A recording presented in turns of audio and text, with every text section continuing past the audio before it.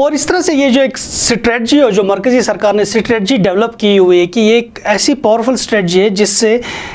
एक तीर से कई शिकार मरकज़ी सरकार करना चाहती है। जहां एक तरफ से ये इकोनॉमाइज़ करना चाहती है डिफेंस रिलेटेड एक्सपेंडिचर को, और जो डिफेंस रिलेटेड एक्सपेंडिचर्स जो कश्मीर में जो आ रहे थे उनको यहाँ से डाइवर्ट करके, उन रिसोर्स को यहाँ से डाइवर्ट करके लद्दाख लेना चाहती है, जहाँ पर जो चाइना के खिलाफ जो थ्रेट है उसको कंटेन करने के लिए। वहीं दूसरी जानिब ये एक अनऑफिशियल विक्ट्री है बीजेपी के लिए, जो मरकज़ी सरकार है इस वक्त या फिर बीजेपी है उनके लिए पाकिस्तान के खिलाफ। वज़ीर दाखिला अमित शाह ने जम्मू कश्मीर को लेकर एक बहुत बड़ा बयान दिया है, जिसके तहत उन्होंने कहा कि जम्मू कश्मीर से फौजियों की डिमिलिटराइजेशन की जाएगी और इसके साथ साथ यहाँ पर अफसपा को भी पूरी तरह से हटा दिया जाएगा। उनका कहना है कि जम्मू कश्मीर में हालात पूरी तरह से अब ठीक हो चुके हैं और यहाँ पर अफसपा या फिर मिलिट्री की कोई ज़्यादा ज़रूरत अब नहीं है। उन्होंने कहा कि जम्मू कश्मीर के हालातों को देखते हुए मरकज़ी सरकार ने यह फैसला लिया हुआ है कि जम्मू कश्मीर में अफसपा को अब ज़्यादा देर पर नहीं रखा जा सकता है, और इसके साथ साथ जो वहाँ पर फौजियों की फुटप्रिंट्स है उनको भी कम कर दिया जाएगा और एक सिग्निफिकेंट लेवल तक उनको कम कर दिया जाएगा। ये एक बहुत बड़ा बयानिया है जो लोकसभा इलेक्शन से पहले सामने आया है बीजेपी की तरफ से, और जो कई सालों से जो बीजेपी ये कह रही थी कि पूरे मुल्क में एक कैंपेन चला रही थी, एक नैरेटिव था उनका कि 2019 के बाद उन्होंने जम्मू कश्मीर के हालातों को ठीक किया हुआ है, वहां पर जो टेररिज्म है उसको पूरी तरह से उन्होंने खत्म किया हुआ है, वहां पर नॉर्मल सी है, पीस है। उस बयानिया को अब ये बयानिया तकविया दे रहा है। महबूबा मुफ्ती ने कहा कि इस तरह के कई सारे बयानात अभी तक सामने आए हैं बीजेपी की तरफ से, लेकिन वो इन बयानात पर फिर काम नहीं कर रही है, ग्राउंड लेवल पे काम नहीं कर रही है। और उन्होंने कहा कि इस तरह के बयानात को, ये हमारी सबसे दीरीना मांग थी, अगर इस तरह का कोई इकदाम उठाया जा रहा है मरकजी सरकार की तरफ से, और इसको पूरी तरह से हिमायत करेंगे और इससे अप्रिशिएट भी करेंगे। अमित शाह का जो कहना है कि वो डिमिलिटराइजेशन जम्मू कश्मीर से करेंगे और इसके साथ साथ अफसपा को भी हटा दिया जाएगा, आखिर वो ये कैसे करना चाहते हैं और वो ये क्यों करना चाहते हैं, ये एक बहुत बड़ा सवाल है। लोकसभा इलेक्शन से पहले अमित शाह को क्यों जरूरत पड़ी ऐसे बयान देने की, और वो क्या चाहते हैं कि आखिर इस बयान को देने के बाद वो क्या चाहते हैं। सबसे बड़ी बात यह है कि जो लोकसभा इलेक्शंस आने जा रहे हैं उसमें बीजेपी का ये भी एक नैरेटिव है कि जो 2019 के बाद जम्मू कश्मीर के जो हालात रहे हैं वो काफ़ी पुरसुकून रहे हैं, वहाँ पर टूरिज्म की रिलेटेड एक्टिविटीज़ बढ़ चुकी है, वहाँ की इकोनॉमी स्टेबलाइज हो चुकी है और वहाँ पर लोग अब चैन की सांस ले रहे हैं, क्योंकि जो टेररिज्म है उसको पूरी तरह से वहाँ से ख़त्म कर दिया गया है और वहाँ पर अब हालात ऐसे बन चुके हैं जैसे बाकी के स्टेट्स में, मुल्क के बाकी के स्टेट्स में हालात है। So Jammu and Kashmir has been declared as a normal state by the union government, और उनके तहत अब जम्मू कश्मीर में कोई भी इस तरह का कोई प्रॉब्लम नहीं है जहां से आपको लगे कि वहां पर इतनी फौजें रखने की कोई ज़्यादा ज़रूरत है। वज़ीर दाखिला का यह भी कहना है कि जो जम्मू कश्मीर में जो काउंटर इंसर्जेंसी ऑपरेशन या फिर लॉ एंड ऑर्डर की जो प्रॉब्लम है जो वहां पर होगी मुस्तकबिल में, उसके लिए वहाँ की जो जम्मू कश्मीर पुलिस है इस्तेमाल किया जाएगा और वो वहाँ पर फ्रंट लाइन पे रहेगी। उनका कहना है कि जो जम्मू कश्मीर पुलिस है इससे पहले कोई भी मरकजी सरकार उन पर विश्वास नहीं करती थी, भरोसा नहीं करती थी, जिसकी वजह से जम्मू कश्मीर पुलिस से ज़्यादा वहाँ पर फौज का रोल रहता था। लेकिन कुछ सालों से अगर आपने देखा होगा, उनका कहना है कि जम्मू कश्मीर पुलिस को फ्रंट लाइन पर रखा गया है और जो वहाँ पर काउंटर टेररिज्म के जो ऑपरेशन थे या फिर लॉ एंड ऑर्डर की जो सिचुएशन रही है वो पूरी तरह से जम्मू कश्मीर पुलिस ने हैंडल की हुई है और जो काफ़ी इफेक्टिव भी साबित हो चुकी है। मरकजी सरकार या फिर होम मिनिस्ट्री सिर्फ एक पैरामिलिट्री सपोर्ट दे सकती है जम्मू कश्मीर पुलिस को, बाकी का जो काम है वो जम्मू कश्मीर पुलिस ही खुद करेगी ग्राउंड लेवल पे। उन्होंने कहा कि इस तरह के इकदाम जो डिमिलिटराइजेशन है या फिर जो अफसपा का जो विड्रॉल है ये इलेक्शंस के बाद मुमकिन है। अभी इलेक्शंस चल रहे हैं लेकिन इसके बाद इस तरह की चीज़ें हो सकती हैं, और उन्होंने कहा कि इसके लिए ऑलरेडी एक प्रपोजल भी बन चुका है और ये पूरी तरह से अब कंसेंसस बिल्ड हो चुका है नई दिल्ली में कि जम्मू कश्मीर में अब ज़्यादा देर तक इतनी फौजी छावनियां रखना ज़रूरी नहीं है। मैं आपको बता दूं ये फेज्ड विड्रॉल कैसे होगा, डिमिलिटराइजेशन कैसे होगा जम्मू कश्मीर में, इसके लिए एक स्ट्रेटजी बन चुकी है जो हमारी सोर्सेज से बात हो चुकी है और जो हमें पता चला है अभी तक। ये 1 साल पहले एक स्ट्रेटजी बनाई गई थी मरकजी सरकार की तरफ से कि जो साउथ कश्मीर है वहाँ से पूरी तरह से डिमिलिटराइजेशन किया जाएगा और वहाँ पर पूरी तरह से जो वहाँ की सिचुएशन है वो जम्मू कश्मीर पुलिस के हैंड ओवर कर दी जाएगी। जो वहाँ पर काउंटर इंसर्जेंसी इंसर्जेंसी ऑपरेशंस हो या फिर वहाँ पर जो लॉ एंड ऑर्डर की प्रॉब्लम है पूरी की पूरी तरह से जम्मू कश्मीर पुलिस उसमें मुलव्वस होगी और उनको ही वो काम दिया जाएगा। और वहाँ से फौजियों का जो ट्रूप्स का या जो फिर मिलिट्री का जो इंटरवेंशन है उसको काफ़ी हद तक कम कर दिया जाएगा या फिर पूरी तरह से कम कर दिया जाएगा। इसके साथ साथ सेंट्रल कश्मीर के लिए भी मरकजी सरकार की यही रणनीति है, यही स्ट्रेटजी है और वो ये चाहते हैं कि जो सेंट्रल कश्मीर भी है वहाँ पर भी पुलिस का ही रोल रहे फ्रंट लाइन पे और जो फौज है उसको वापस पुल आउट किया जाए और उनको वापस गैरिसन्स में लिया जाए या फिर उनको वहाँ से हटा दिया जाए। लेकिन नॉर्थ कश्मीर को लेके एक कंसेंसस बिल्ड हो चुका है कि क्योंकि लाइन ऑफ कंट्रोल जो है line of control north Kashmir में ही है, तो इस वजह से यहाँ से पाकिस्तान की तरफ से काफ़ी ज़्यादा इन्फिल्ट्रेशन भी होती है और पाकिस्तान अगर कोई एडवेंचर भी करता है तो वो नॉर्थ कश्मीर में ही कर सकता है। तो इस वजह से नॉर्थ कश्मीर का जो लाइन ऑफ कंट्रोल एरिया जो है उसको काफ़ी ज़्यादा स्ट्रेंथन किया जाएगा, वहाँ पर फुटप्रिंट्स को ज़्यादा बढ़ा दिया जाएगा और वहाँ पर पूरी तरह से 0%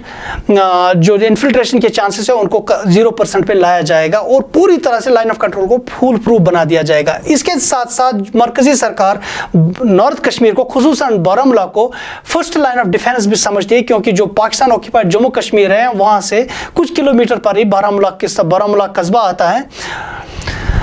तो ये सारे जो वहाँ पर 19 इन्फेंट्री है या फिर जो इसी तरह से कुपवारा का जो इलाका है जहाँ से भी लाइन ऑफ कंट्रोल है, तो वहाँ से भी पाकिस्तान की जो इंटरवेंशन है या फिर जो पाकिस्तान की जो आर्मी है काफ़ी नज़दीक बैठी हुई है। तो इस वजह से वो कश्मीर में नॉर्थ कश्मीर को लेकर काफ़ी ज़्यादा विड्रॉल के चांसेस नहीं है। लेकिन सिविलियन और अर्बन एरियाज से ये तवक्को लगाई जा रही है कि यहाँ पर भी वो जो फौज का जो इंटरवेंशन है उसको कम कर दिया जाएगा या फिर पूरी तरह से वहाँ उन एरिया से पुल आउट कर दिया जाएगा। हाँ, लेकिन जो स्ट्रेटेजिक प्लेसेस है उनको छोड़ा नहीं जाएगा, ना किसी भी जगह नहीं छोड़ा जाएगा। खुसूसन नॉर्थ कश्मीर की हम बात करेंगे तो वहाँ पर बिल्कुल भी इस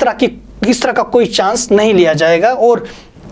तमाम तर जो फौजें हैं उनको वहाँ पर रखा जाएगा, लेकिन सिविलियन एरियाज और अर्बन एरिया से इनको पुल आउट कर दिया जाएगा। तो ये एक रणनीति है, एक स्ट्रेटजी है जम्मू कश्मीर को लेकर मरकजी सरकार की। जो बीजेपी सरकार ने आर्टिकल 370 को मनसूख किया 2019 में, उसके बाद काफ़ी तरह के जो पॉलिटिकल और सिक्योरिटी रिलेटेड चेंजेस यहाँ पर लाए गए हैं, उनका जो अब हम इम्पैक्ट देख रहे हैं 3-4 साल के बाद वो नज़र आने लगा और इस वक्त पूरी तरह से जम्मू कश्मीर को एक नॉर्मल स्टेट डिक्लेयर करने जा रही है मरकजी सरकार, जहां पर फौजियों का तनासुब बहुत कम या ना होने के बराबर रहेगा और जम्मू कश्मीर पुलिस यहां पर फ्रंट लाइन पर रहेगी जैसे कि बाकी स्टेट्स में रहता है। लेकिन इन फौजियों को आखिर कहां लिया जाएगा और ये इसके पीछे एक बहुत बड़ा फैसला क्या हो सकता है। सबसे बड़ी बात जो है कि जो इस वक्त मरकजी सरकार है या फिर जो बीजेपी जो बैठी हुई है मरकजी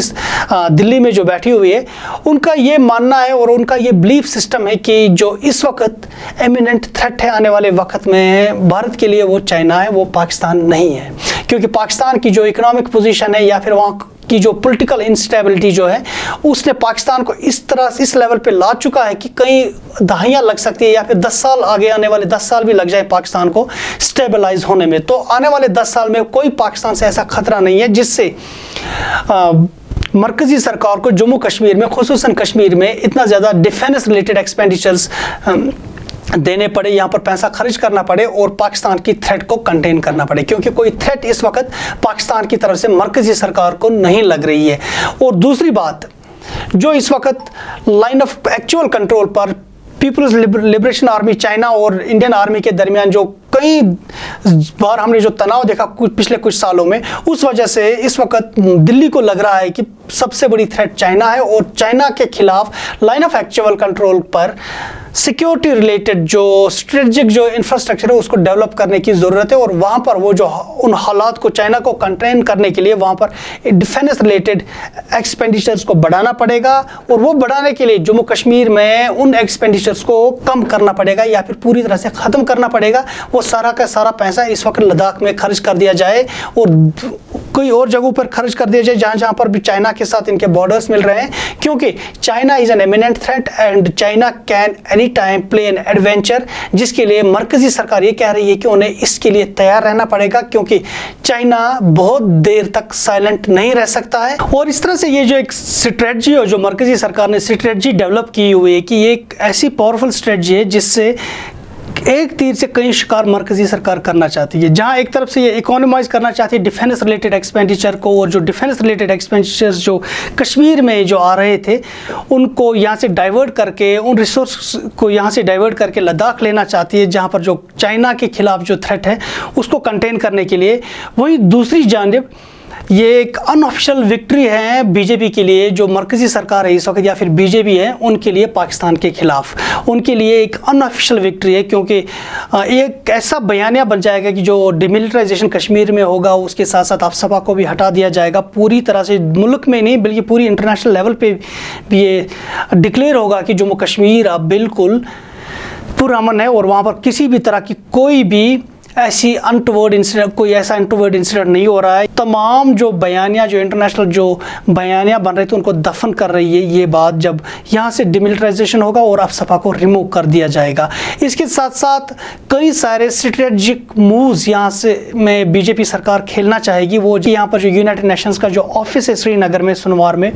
उसको यहाँ से हटाने की भी बात की जाएगी, क्योंकि जब एक तरफ से नई दिल्ली की तरफ से डिक्लेयर कर दिया जाएगा कि कश्मीर में अब कोई कॉन्फ्लिक्ट नहीं है, वहाँ पर बिल्कुल पीस है, अमन है, तो अब यूएन का कोई रोल नहीं बन रहा है कश्मीर में होना, तो लिहाजा उस ऑफिस को भी बंद कर दिया जाएगा। तो उस तरह की डिमांड बीजेपी की तरफ से आ सकती है या फिर मरकज़ी सरकार की तरफ से आ सकती है। और इसके साथ साथ ये जो पाकिस्तान के खिलाफ जो एक अनऑफिशियल विक्ट्री जो मानी जाएगी बीजेपी की, तो इसमें बीजेपी चाहेगी कि ये ट्रांसलेट हो जाए वोटर बैंक में आने वाले कई सारे इलेक्शंस में, उसको ये ट्रांसलेट करने की कोशिश करेगी। और ये चाहेगी कि जो आने वाले जो इलेक्शंस है उन इलेक्शंस में बीजेपी बिल्कुल इस तरह से एक बयान लेकर लोगों के पास जाए और ये कहे कि हमने पाकिस्तान को हरा दिया जम्मू कश्मीर में, और जम्मू कश्मीर में अब पाकिस्तान बिल्कुल भी कुछ नहीं कर पा रहा है, वहाँ पर हमने उसमें पीस लाया, वहाँ पर अमन है इस वक्त। तो लिहाजा इस अनऑफिशियल विक्ट्री के साथ साथ बीजेपी चाहेगी कि जो लोकसभा के इलेक्शंस या फिर जो मज़ीद आने वाले इलेक्शंस हो उनमें बीजेपी इसको ट्रांसलेट एक विक्ट्री में, पॉलिटिकल विक्ट्री के तौर पर ट्रांसलेट करना चाहेगी। दीजिए अपने मेज़बान आसिम मोहिद्दीन को इजाज़त। खुदा हाफिज़।